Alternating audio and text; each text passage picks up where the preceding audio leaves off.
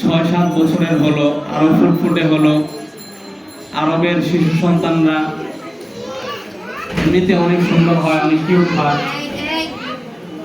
তো যখন 6-7 বছর হলো, তখন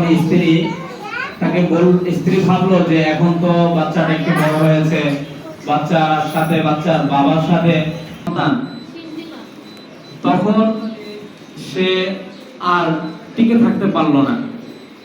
সমাজের সামনে কিভাবে নিজের মুখ দেখাবে এই ভেবে তার দিন যাচ্ছে।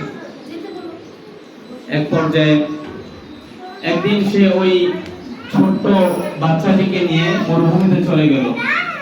মাকে বলল যে আমরা দাওয়াতে যাচ্ছি। যখন মরুভূমিতে চলে গেল, এই বাচ্চার বাবা একটা কবর খুঁড়তে লাগলো। মরুভূমির বালু থেকে একটা কবর খুঁড়তে লাগলো। মেয়েটিও দাঁড়িয়ে দাঁড়িয়ে দেখছে। মেয়েটি তখন বলল, বাবা আপনার তো কষ্ট হচ্ছে, দেন আমিও কবর করি। মেয়েটিও তার বাবার কাজে সহযোগিতা করলো, বাবাকে কবর খুঁড়তে সাহায্য করলো। নিজের কন্যাকে ধাক্কা দিয়ে কবরে ফেলে দিল আর উপরে মাটি দিয়ে দিল। মেয়েটি কান্না করে করে বলল যে বাবা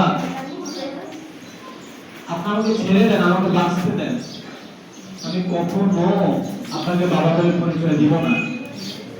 ওই নিষ্ঠুর বাবা তার কন্যা সন্তানকে নিজ হাতে দাফন করলো। এই কাহিনী যখন রাসূল সাল্লাল্লাহু আলাইহি ওয়াসাল্লামের কাছে ওই সাহাবী বললেন,